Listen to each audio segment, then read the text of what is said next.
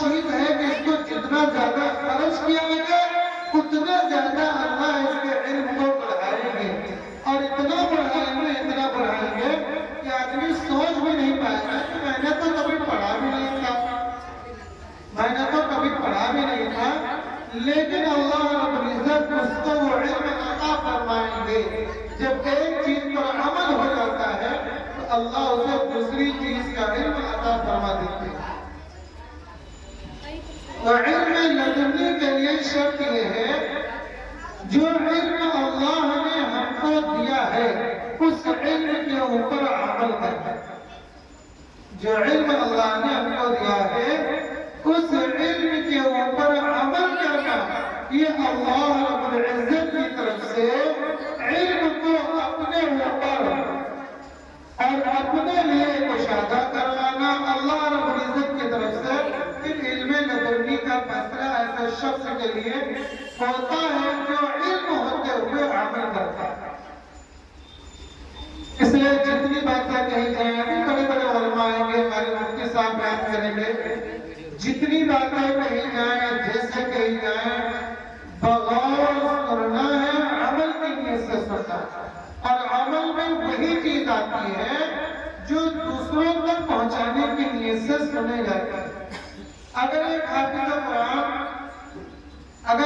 قرآن یہ ٹھان لے کہ ہمیں رمضان المبارک میں قرآن پاک نہیں سنانا، شروع ہی سے وہ ٹھان لے کہ ہمیں رمضان المبارک میں قرآن پاک نہیں سنانا ہے، یاد بہت اچھا ہے، سب کچھ ہے، عمل بھی ہے، لیکن اس نے یہ ٹھان لیا کہ ہمیں رمضان مبارک میں قرآن پاک نہیں سنانا ہے، وہ چاہے جتنا پڑھے روزانہ پڑھے، قرآن اس کے سینے میں محفوظ نہیں رہ سکتا، اس لیے کہ اس نے اپنے علم کو دوسروں کے سامنے ظاہر ہونے سے چھپا رکھا ہے، روک رکھا ہے۔ برکت اسی چیز میں ہوتی ہے جس کو خرچ کیا جاتا ہے، اور جس چیز کو خرچ نہیں کیا جاتا ہے برکت ختم ہو کر کے بے برکتی اس کے اندر آ جاتی ہے۔ اس لیے قرآن پاک پڑھ کر کے اس پر عمل کر کے دوسروں کو سنانا، دوسروں کو اس سے سیراب کرنا، دوسروں کو سکھانا، خیرکم من تعلم القرآن وعلمہ، تم میں بہتر شخص وہ ہے جو خود قرآن کریم کو سیکھے اور دوسروں کو سکھائے۔ انسان کے بہتر ہونے کے لیے شرط یہ ہے کہ وہ دوسروں کو سکھائے، خود سیکھ لینا یہ کمال نہیں ہے، دوسروں کو سکھا دینا، دوسروں کو عمل پہ کھڑا کر دینا، دوسروں کو قرآن تعلیم سے آشنا کر دینا، یہ کمال کی بات ہے۔ اس لیے جتنا کہا جائے سنا جائے عمل کی نیت سے، دوسروں تک پہنچانے کی نیت سے سنا جائے، سننے سے پہلے کلام اور صاحب کلام کی عظمت کو، اس کی رفعت کو دل میں لے کر کے سنا جائے اور دل میں لے کر کے بیٹھا جائے، فائدہ بیٹھا جائے، غفلت کو ختم کر کے چوکنا ہونا ہے کہ یہ کلام کس کا پڑھا جا رہا ہے، کون کتنا بڑا، جس کا کلام ہے وہ کتنا بڑا بادشاہ ہے۔ جب وہ اتنا بڑا بادشاہ ہے تو اس کا کلام کتنا بڑا ہوگا، اور جو اس کے کلام کو سنے گا وہ کتنا بڑا ہوگا، اور جس کے اندر اس کا کلام ہوگا وہ کتنا بڑا ہوگا، اور جو اس پر عمل کر رہا ہوگا وہ کتنا بڑا ہوگا، اور جو اس کا ادب احترام کر رہا ہوگا اللہ کے نزدیک وہ کتنا بڑا ہوگا، اس کو کوئی سوچ نہیں سکتا۔ اس لیے کہ جس طرح اللہ سارے بادشاہوں کے بادشاہ، ساری کائنات کے مالک، اسی طرح اللہ کا کلام سارے کلاموں کا بادشاہ، سارے کلاموں کا بادشاہ ہے۔ اس کلام کے ایک ایک حرف کے ذریعے سے عزت ملتی ہے۔ اگر کاغذ کو لیا جائے اور کاغذ کے اوپر الف با تا تا لکھ دیا جائے تو وہ کاغذ بھی اس مبارک کلام کی وجہ سے بابرکت ہو جایا کرتا ہے، اس عزت بڑھ جائے گا۔ اگر ہاتھ پیر اس کو گر دیا جائے تو اس ہاتھ کی قدر بڑھ جایا کرتی ہے۔ جس ہاتھ کے اندر اللہ کا کلام ہو اس ہاتھ کی عزت بڑھ جاتی ہے۔ اب غور کرو جس سینے میں اللہ کا کلام ہوگا وہ اللہ کے نزدیک کتنا بڑا ہوگا، کتنا بڑا ہوگا، اس کا اندازہ نہیں لگایا جا سکتا۔ اس میں بہت مبارک محفل ہے، پرنور محفل ہے، رحمتوں سے برکتوں سے لبریز محفل ہے۔ اس محفل کے اندر محتاج بن کر کے بیٹھنا اور جتنی باتیں آ رہے ہیں غور سے سننا ہے، عمل کی نیت سے سننا ہے، غفلت کو ختم کر دینا ہے، غفلت کو ختم کر دینا ہے اور بیان کرنے والے کی طرف اپنی نظروں کو رکھنا ہے کہ جتنا بیان کرنے والا بیان کرے گا اللہ اس کو ہمارے اندر اتار دیں گے، اللہ اس کو ہمارے اندر اتار دیں گے۔ اس لیے یہ مکتب شکلی اعتبار سے تو چھوٹا ہے لیکن عملی اعتبار سے بہت بڑا ہے۔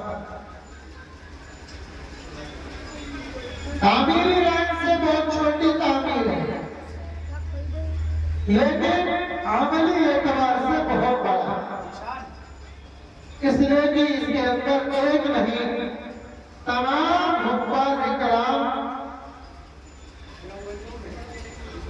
اس سے ماشاءاللہ حفظ کر کے نکل چکے ہیں اور برابر نکل رہے ہیں۔ اس لیے کہ اللہ کا کلام یہ کسی تعمیر کا، کسی کشادہ جگہ کا محتاج نہیں ہے، بلکہ اللہ کا کلام جہاں پڑھا جاتا ہے وہ جگہ کا برکت ہوا کرتی ہے، وہاں رحمتیں اور برکتیں راج کرتی ہیں، اور جہاں رحمتیں اور برکتیں راج کرتی ہیں اللہ وہیں سے اہل علم کو پیدا فرماتا ہے، اہل علم کو وہیں سے نکالتا ہے۔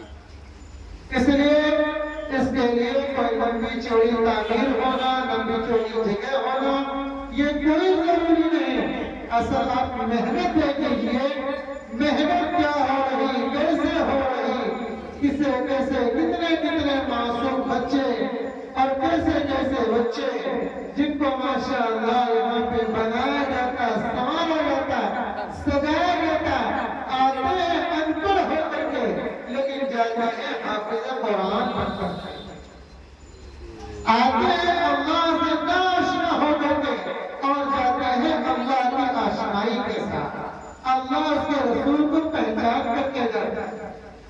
اس لیے مکتب شکلی اعتبار سے تو چھوٹا لگ رہا ہے لیکن عملی اعتبار سے بہت بڑا مکتب ہے، بہت بڑا مکتب ہے۔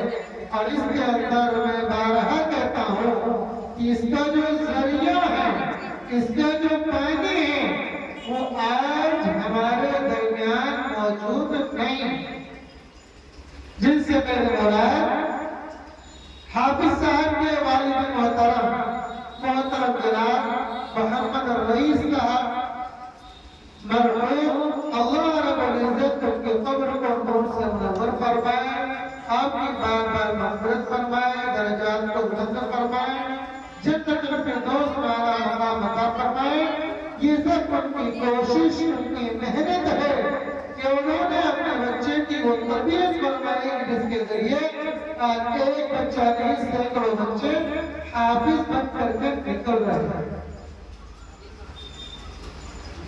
یہ بہت بڑی بات ہے، ورنہ ماشاءاللہ کہاں بڑے وسیع جگہ میں، وہاں کشادہ جگہوں میں تمام مدارس چلتے ہیں، محنت ہوتی ہے، وہاں سے نکلتے ہیں، لیکن الحمدللہ ہمارے چھوٹے سے مکتب سے جو شکلی اعتبار سے چھوٹا ہے لیکن عملی اعتبار سے بہت بڑا ہے۔ جس طرح بارہا آپ نے شرکت کی ہے، آج ماشاءاللہ پھر ایک بچہ حافظ قرآن بن رہا ہے، اور وہ ایسا ہے جو 10 آدمیوں کی जन्नत की ठेकेदारी ले रहा, 10 आदमियों की जन्नत की जमानत ले रहा, अपने वालिदैन की बादशाहत का ठेकेदार बन रहा। जिस चीज को सारी दुनिया के बादशाह तरस रहे होंगे, एक हाफिज कुरान अपने वालिदैन के लिए उस चीज का ठेकेदार बन रहा। ये बहुत बड़ा मकाम है, बहुत बड़ा मकाम है। दुआ करें अल्लाह रब्बुल इज्जत हम सबको अपने अपने बच्चों को हाफिज कुरान, आलिम दीन, क़ारी कुरान बनाने की तौफीक अता फरमाए और अपना पैसा इन पर खर्च करने की तौफीक अता फरमाए। पैसा तो इधर खर्च होता है, उधर खर्च होता है, लेकिन बहुत मुबारक पैसा वो है, सबसे अच्छा खर्च वो है जो अपने बच्चों की तालीम और तरबियत पे खर्च किया जाए कि जिससे बच्चे को अल्लाह और उसके रसूल की पहचान हो जाए। कम से कम हम मर जाए तो हमारा बच्चा एक मरतबा सूरह फातिहा पढ़ करके बख्शने वाला, दुआ मग़फ़िरत करने वाला बन जाए। वरना अल्लाह माफ़ फरमाए, आजकल बच्चे जब बाप मर जाता है तो बच्चे इधर उधर पगले झाँकते हैं कि कोई हो जो मेरे अब्बा के लिए पढ़ करके बख्श दे, कोई हो जो मग़फ़िरत की दुआ कर दे, कोई हो जो आगे बढ़े और हमारे अब्बा की जनाज़े की नमाज पढ़ा दे। खुदारा मोहताज ना बनो, अपनी औलाद को मोहताज ना बनो। जब एक ऐसा छोड़ करके जाओ जो किसी का मोहताज ना बने। हम और आप जब कब्र में चले जाएं तो किसी के मोहताज ना हो। वो औलाद जिसको हम छोड़ कर जाएं वो हमारे लिए कदम का कदम मग़फ़िरत में दुआ करने वाली हो, हमारे लिए अल्लाह से सिफारिश रखने वाले हो। इसलिए अपने अपने बच्चों को हाफ़िज़ कुरान बनाना है। इसीलिए माशाअल्लाह आज बच्चों ने तमाम मेहनत की है। जिस तरह बच्चा हाफ़िज़ कुरान बन रहा है, इसी तरह तमाम बच्चों ने रसूलुल्लाह सल्लल्लाहु अलैहि वसल्लम की सुन्नतों को याद किया, आपके तरीके को अपनी जिंदगी में लाया। आज इन मासूम बच्चों से हम सुनेंगे जो आज हमें 40 साल की उम्र में, 50 साल की उम्र में याद न हो सका, आज हमारे 5 साल के, 10 साल के मासूम बच्चे सुनाएंगे।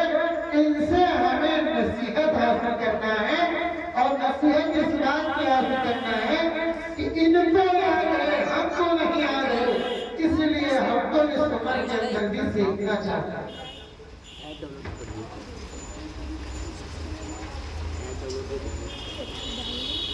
मोहम्मद अफजाल कौन है भाई? मोहम्मद सज्जाद कौन है? आप हैं? अफजाल कौन है? आप हैं? बाइस रहमत